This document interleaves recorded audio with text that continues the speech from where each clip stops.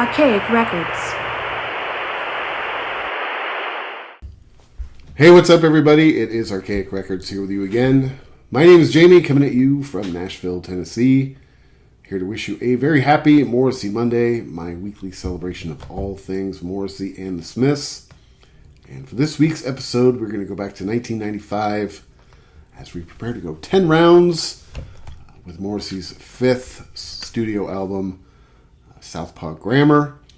Now, I chose this record specifically this week because, at least here in the United States, it is Thanksgiving week.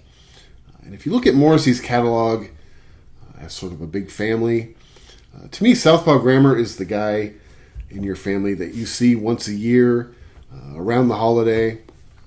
He's the guy that shows up around 11 a.m. He's already a 12er deep. He is convinced that the cops are always harassing him. He is complaining that the government is messing up his benefits. You love the guy because he's in the family. He's got a lot of redeeming qualities. But at the end of the day, you see him once a year and you call it good. That is the sort of relationship I have maintained with the record Southpaw Grammar really for many years now. This is a record that I will pull out 2 or 3 times a year. I'll give it a spin, and then inevitably it ends up back on its shelf where it lives peacefully most of the rest of the time. I actually listened to this record twice yesterday on my drive to and from work, and every time I listen to this record, it's a record that I really have an urge and a want to have a stronger connection to. It's a record I really want to like a lot more than I do. But usually this record, to me, leaves me feeling a little bit empty. It usually falls a little bit flat, in my opinion. Now, to me, this is a very sentimental record in a way because this was the first record I ever bought as a Morrissey fan. As a brand new release. Of course, this record was released in 1995. My Morrissey fandom was born in the spring of 1994. I remember I was very excited when this record came out. I bought it almost immediately upon its release. And at first, I really kind of liked this record. Maybe for the first year and a half or 2 years of its life, I listened to it quite a bit. But as time went on and I became more familiar with Morrissey's catalog, and of course over the years as he's just released so much more music since then, this record to me has slid pretty much to the end of the line. In my opinion, this is probably, this is my least favorite record in the entire Morrissey catalog. When I ranked the Morrissey catalog on the very first episode on this channel, this one was at the very end. Also, when I ranked the catalog not long ago, based on its side ones and track ones, this record also finished at the very end. Now, this is something that you may not agree with. I've talked to a lot of people who really like Southpaw Grammar. They think it is one of the better records in Morrissey's catalog, a much more vital piece of the catalog than I think it is. Now, it is a vital piece of the catalog. Every album in Morrissey's catalog has its place. I would never take that away from it. But if you disagree with that, that's cool. I mean, it's all a matter of personal preference. It's all a matter of taste. I'm sure in your area where you live, there are ear doctors where you could go and get your hearing checked if you so desire. But to me, that is really, kind of the fun thing about being the member of a diehard fan community, a fan base that is as rabid and opinionated and everything else as the Morrissey fan community is those debates. It is those conversations. Now, if you think that Southpaw Grammar is a better record than I do, that's awesome. God love you. For me, it's a record, like I said, I pull out 2 or 3 times a year. I listened to it twice yesterday. And it just really, at the end of the day, it doesn't stir up much in me. I think especially if you look at it as the follow-up to Vauxhall and I, which to me is one of the classic albums in Morrissey's catalog. This was a big step down from Vauxhall and I. And if you look at it as the record leading into Maladjusted, which I love, I've always loved Maladjusted. I think that's another record that people have a lot of conversation and a lot of debate about. I think Maladjusted is a million times better than Southpaw Grammar. A lot of people may not agree with that statement either. Let's get into the record just a little bit. This record was released on August 28th, 1995. It was produced by Steve Lillywhite, a producer that I really love. That being said, though, I do not like the production on this record. So to me, it sounds like you're listening to it through mud. I don't like the production on Morrissey's voice. I don't particularly love the performance by the band, generally speaking. A lot of the music on this record, to me, sounds dated. It sounds kind of 1995. It sounds a little bit sloppy. Now, one of my favorite things about Southpaw Grammar, I don't want to be all negative here, but one of my favorite things about Southpaw Grammar, of course, is the album cover.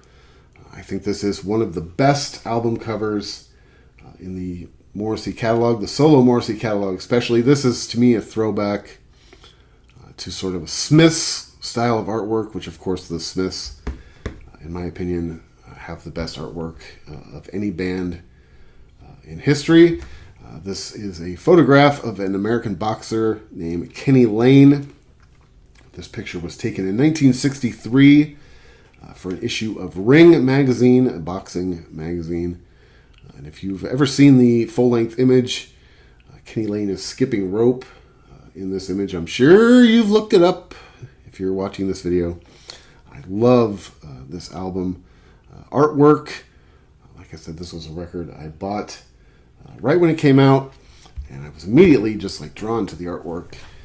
One of the best album covers, at least, in Morrissey's solo catalog. Now, before you get into the songs that are on the record, I think the first thing you have to talk about is the most glaring omission off of this record, which is a song which does appear on Morrissey's My Early Burglary Years compilation. The fourth song on this record is a song called Nobody Loves Us, which was originally released as a B-side to the song Dangin' 'Em Dave, which was one of the singles off of Southpaw Grammar.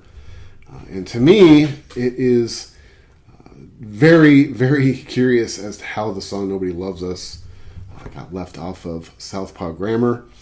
If I ever had an opportunity to meet the big guy, which I probably shouldn't, but if I ever got a chance to have a sit down and talk to Morrissey and ask him anything about this specific era, I'm just so curious as to how and why the song Nobody Loves Us was left off of Southpaw Grammar. To me, if that song makes the record, it is instantly the best song on the record.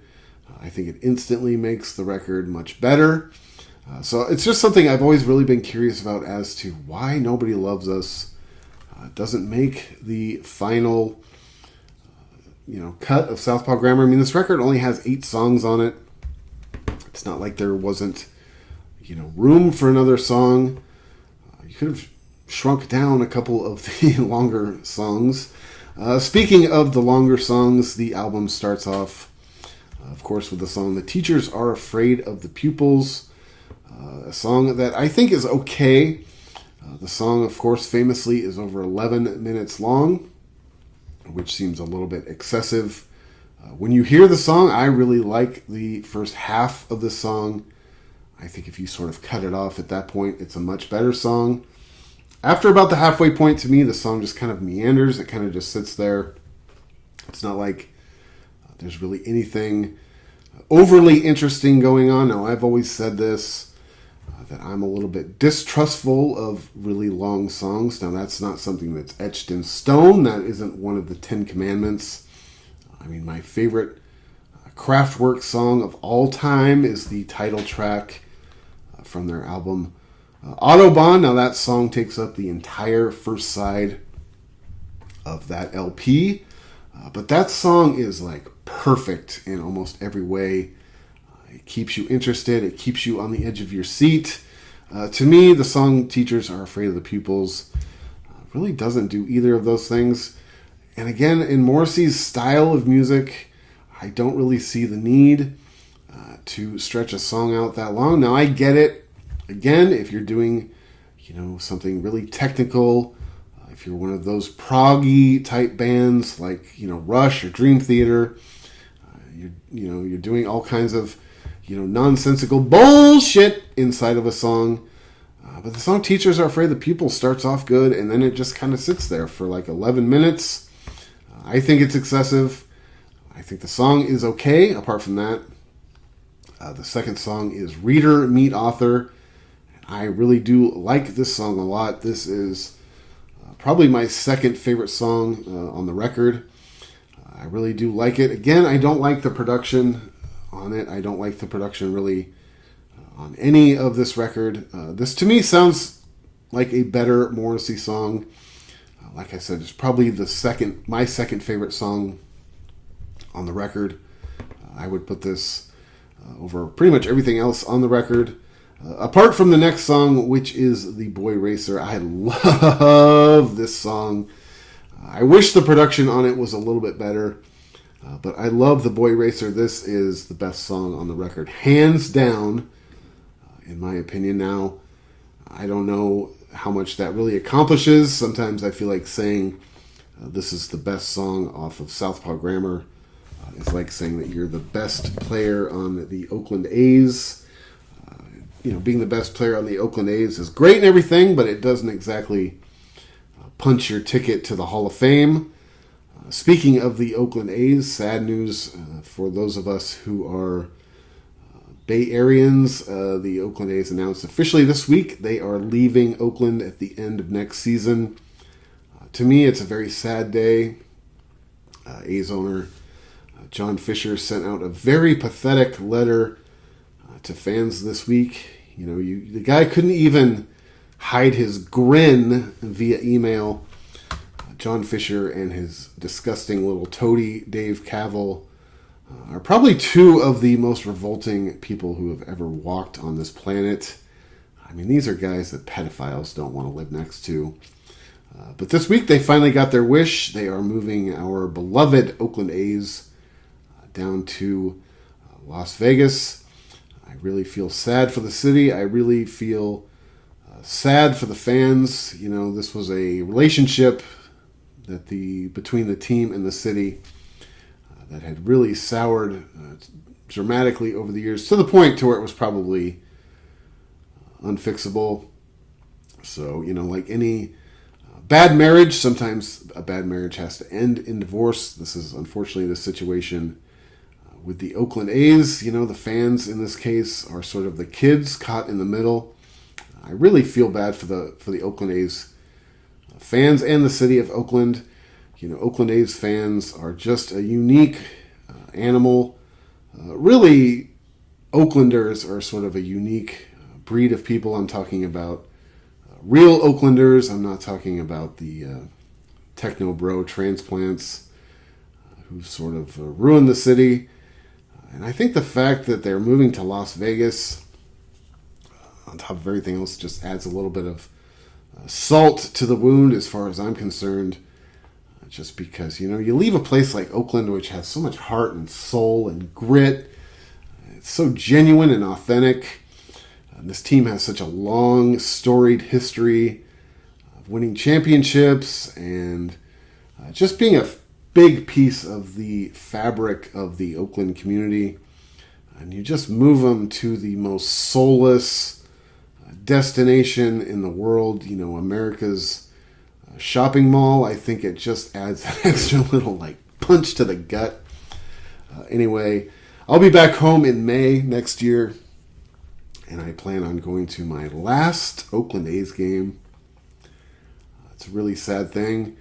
I may live in Nashville now, but Oakland is my home. Oakland will always be my home, and I feel very sad for the city of Oakland. Terrible news. It's a little side note. But anyway, the song Boy Racer is easily the best song of this record. I love this song. I love seeing this song live. Again, I wish the production on this record was just a little bit better because I do think it sells the song a little bit short. That's not a dig on Steve Lillywhite, by the way. I love Steve Lillywhite as a producer. Just something went wrong on this record. That's just my personal opinion. The next song is The Operation. This song is pretty good. I don't think it's necessarily, a highlight in Morrissey's catalog.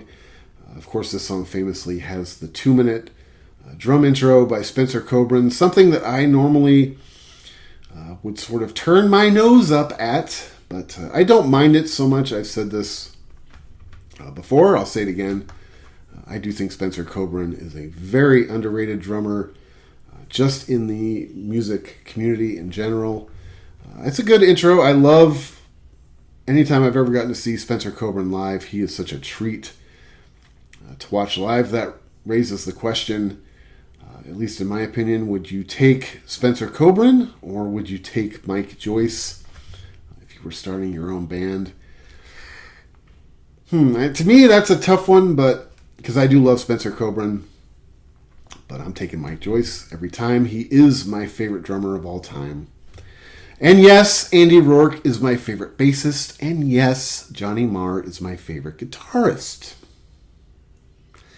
I admit that I am not an impartial person. But I do like the song The Operation. It's pretty good. Again, the drum intro gets a little distracting, but I think it's played well. I'm not usually the biggest fan of solos, in music. The next song is Dangin' 'Em Dave. This song, again, is okay. I feel like this album is like a truckload of okay. I don't mind the song. Again, the production stinks on it. I think if this song really commits any sort of crime, really, it's that it just gets repetitive. The chorus just goes on and on and on throughout the whole song. I don't mind it though. It's, again, a lot of this record just kind of hovers just right above kind of mediocrity. I think that Dangin' 'Em Dave is a song that it's okay. I can't really elaborate much more than that. The next song is one of the better songs on the record, probably my third favorite song on the album, which is Do Your Best and Don't Worry. This is a good song. This is much better than a lot of the stuff on the record. It's not as good as The Boy Racer or Reader Meet Author. I do like it though.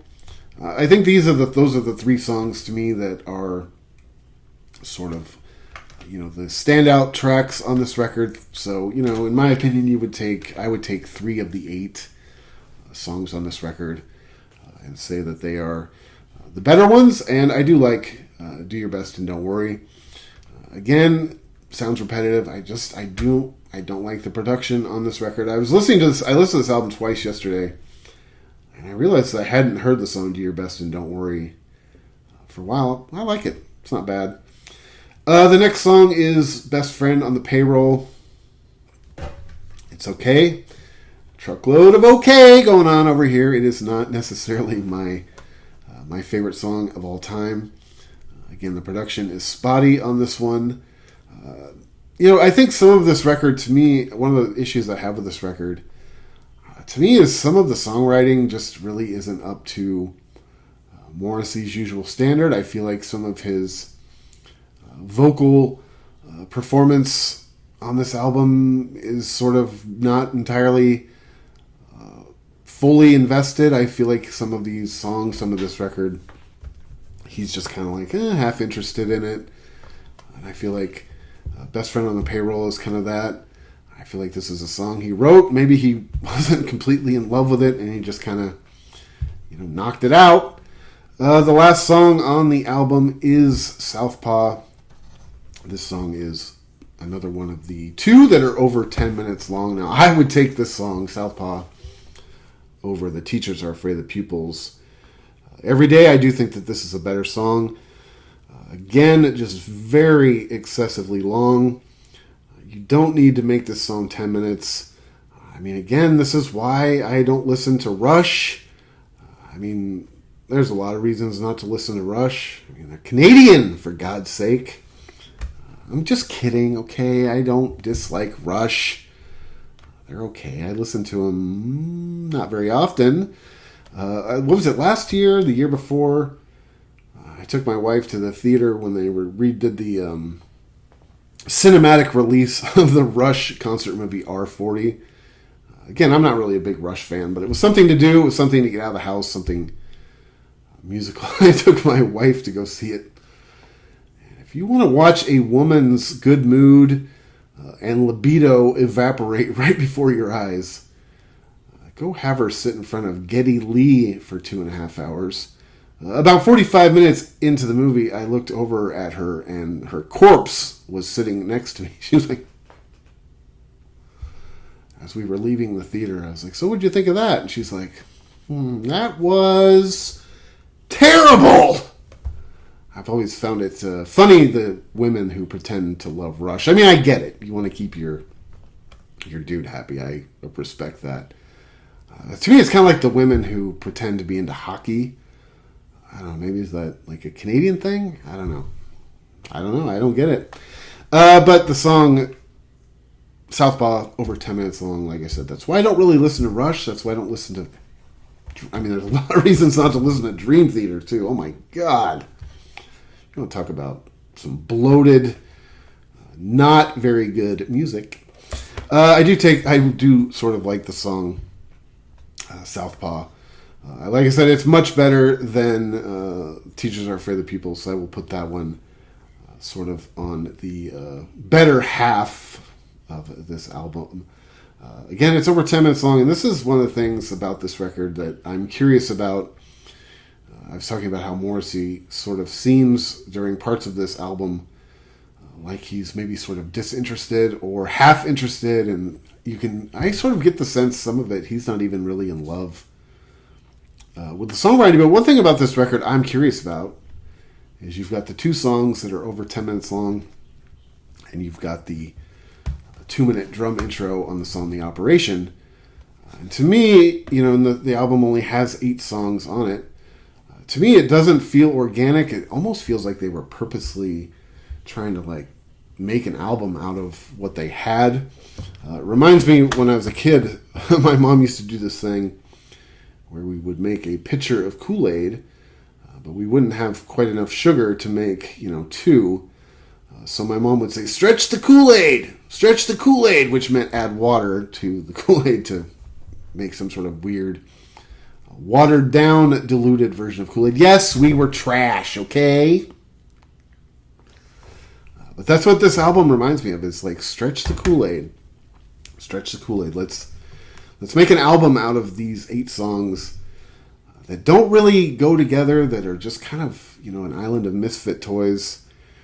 Like I said, the song Nobody Loves Us, man, that should have been on this record. I don't know how it got left off. I don't know why it got left off. And if I ever got a chance to meet or interview Morrissey, not saying that I will, but if I ever got the opportunity to, I would. That's one of the first things I'd ask about this era. It's like, man, how did Nobody Loves Us get left off the record? It's only got 8 songs. And even with all of the unnecessarily stretched out parts of this record, in my opinion, I think the song fits. It can fit easily on this record.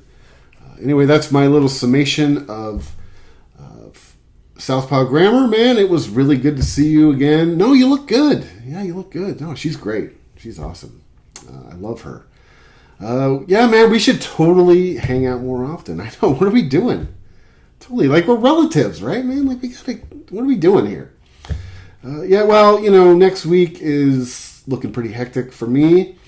But no, totally, man. Totally, we will get together soon. I promise. You got my number, and I will talk to you, man. I swear to God. Promise. We'll get together soon. Anyway, man, that was my little summation of the 1995 Morrissey album, Southpaw Grammar. Not necessarily my favorite. But anyway, I do want to wish you, anybody out there watching this video, those of you here in the United States, a very happy Thanksgiving this week. At the risk of sounding like a giant cheese log, I am very grateful that I have this little platform every week to spout on about my love and affection for the big guy, Stephen Patrick Morrissey. I realize that today's episode may have you questioning my loyalty and devotion, but there are albums, there are songs in every artist's catalog that aren't necessarily up to the standards set by the other ones, and if you can't be impartial, if you can't be unbiased about it, to me, you lose all of your integrity. And to me, impartiality and honesty is what this channel is all about. Not to say that I don't like Southpaw Grammar. Like I said, it is a very important piece of the family. We love the guy, but we see him once a year, twice a year, 3 times a year, and that is plenty for me. Anyway, man, thank you so much for checking out this video. This is Archaic Records. My name is Jamie, coming at you from Nashville, Tennessee. If you enjoyed this video, be sure to check back every week for Morrissey Monday, a weekly celebration of all things Morrissey and the Smiths, as well as other record content throughout the week. Be sure and go out and support your local record store. Listen to Southpaw Grammar or anything by Stephen Patrick Morrissey.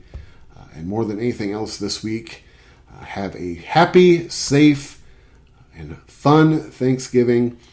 And until next time, my friends, I will talk to you then.